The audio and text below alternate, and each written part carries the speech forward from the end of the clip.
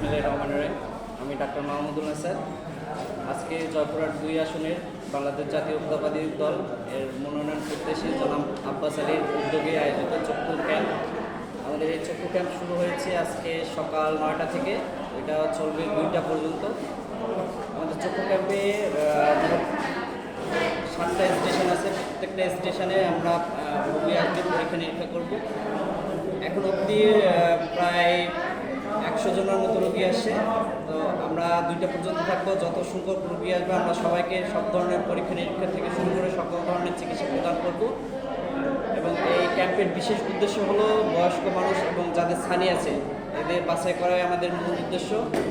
তো জনাব আব্বাস আলীর উদ্যোগে এই ক্যাম্প পরিচালিত হচ্ছে। আমাদের ছানি অপারেশন, সাধারণত ছানি অপারেশন হসপিটালে যে করলে একটা পেশেন্টের খরচ হয় 7,000 টাকার উপরে, নর্মাল একটা প্যাকেজ।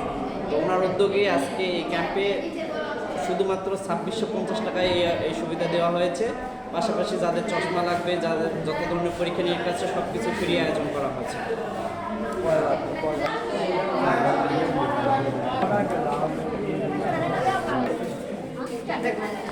你看，我这两个在那个。